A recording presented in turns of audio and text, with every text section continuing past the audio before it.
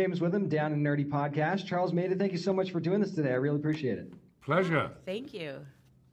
Maida, I actually want to start with you because one of my favorite things about this show right away was the chemistry between Haley and Weir. I just love the way that you guys went back and forth at one another. How much fun was that working with Kiefer and being able to just work on that chemistry? Because I loved it. Oh, great. I'm glad to hear that. Yeah, the minute I met Kiefer, it was just like it was just like playing a great set of tennis. Like we were just back and forth, back and forth, and back and forth. And it was just kind of, I mean, it was written on the page that way, but there's something about him and I that it just made it really, really easy and fun. I could tell it really paid we off. fight good is what it is. Oh, yes, you do. We yes, fight you good. Do. We fight good. Thank you. Nancy? Question in this case for Charles. What's it like to play a character that is brilliant, kick-ass smart? A character who's what? What's it like to play a character that's brilliant and kick-ass smart? Brilliant and kick-ass Kick-ass smart? smart. Oh, do you think he's brilliant and kick-ass smart? Oh, that's nice. Oh, good. I thought he was a manipulating bastard. That's what I thought too. Anyway, well, that's great. I mean, I was like... no, he's a great character to play. I don't know whether I succeed, but I try to inject a bit of humor into him as well when I can. Thank you. I'm enjoying that character. Thank you. Eric? Hi, Charles. I have a question for you. So, personalities, right? Different but powerful. Tywin Lannister, Lord Mountbatten. Ben Wilson is no exception.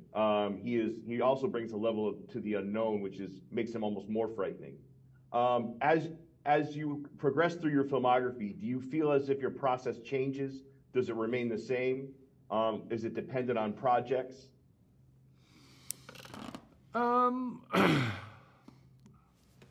Yeah, well, to a certain extent, it does depend on projects. Of course it does, because each project has a different merit.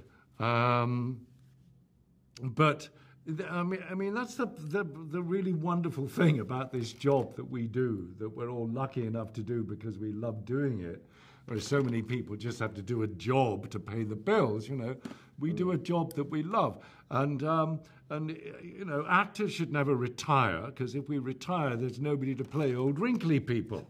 And the point is that, as you move into a different age, then there's characters now available to me that were not available to me 10 or 20 years ago.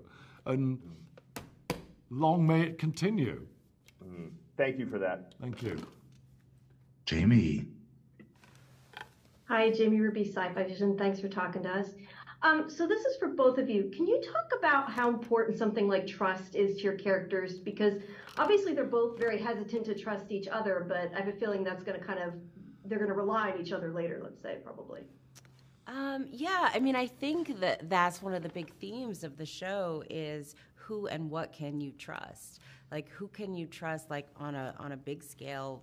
Our governments, data, our cell phones, and then who can you trust on a personal level? I mean, our two characters start off pretty much hating each other, and but then we kind of need to survive. And I mean, I don't want to give it all away, but it's that constant thing that we're constantly playing with, like, what do you trust? What is real? What is, I mean, because even if you think about it, like, it takes a long time to get to know someone, let alone people who are used to always manipulating situations or words, or just, we're all excellent liars in the show.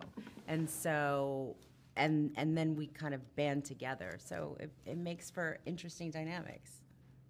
Anything to add, Charles? Does anybody say trust me in this show? I don't. Do you? No, I don't. Because that's, I mean, I don't. I do. You do? I do. Trust me.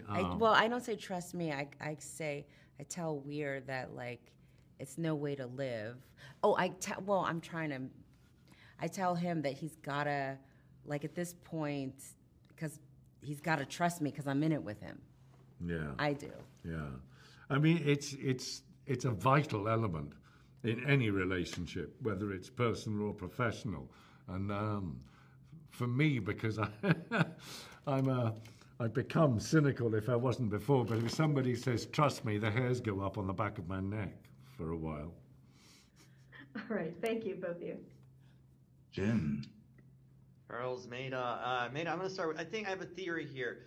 I think Haley started this whole mess by swiping. Had she not swiped, okay, and gone on a dating app, I know. a lot of this could have been avoided. It could have been totally avoided.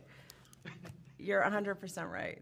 I guess this is sort of a message to dating. Be careful who you swipe for, because you might have America's most or world's most wanted, I guess, too.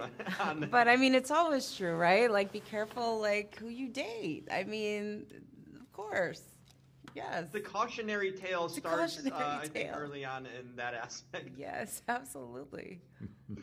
But quickly to you guys, what is the thing you learned on this, making this show? Something that you take away, to, maybe even to your personal lives individually? I learned Krav Maga, which is the Israeli self-defense, which I think everybody should learn. So I took that away, and I think I'll have it forever. So it's pretty cool.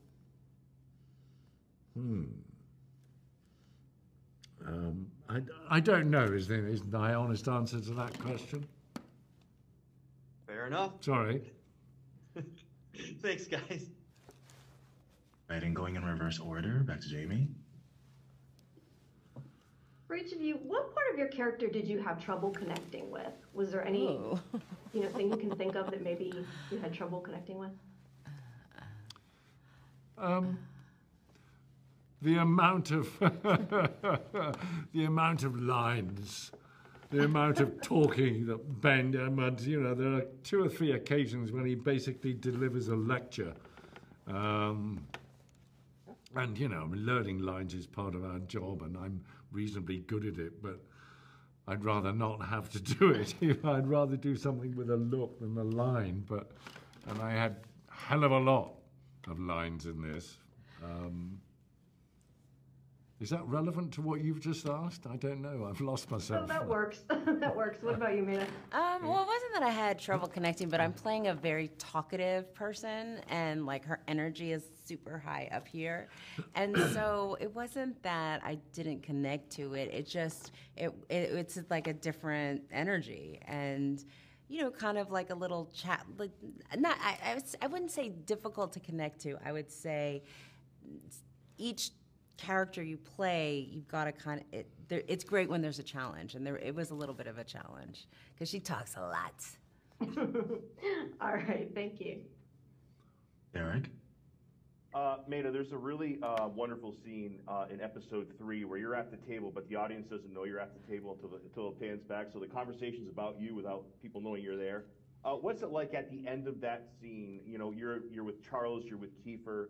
As a professional actor, as somebody who loves acting, what's it like to be in that type of scene with that level of acting and actors around you? What's that like for you? Oh, well, actually that day, I love that scene, but that day was the hottest day of 2022. We were shooting in Canada, and we were shooting in this old, dilapidated home with no air conditioner and a crew in a tiny, tiny room. So I think somebody had heat stroke while we were shooting that. Really? Yeah, like one of the crew. So we were so I was sweating the whole time while that was happening. But no, it's a great scene, but I kind of saw that scene as even though it's not the scene, but the theme of the scene for me was going to meeting my nightmare in-law. You're at the dinner for the first time, and it's a nightmare in this dysfunction, because underneath all these big themes, it's kind of about trauma and family dysfunction. And so it was I was a couple pounds lighter because it was so hot at the end of the day. But these two are these are both icons here that I'm in the middle of. So it's fantastic.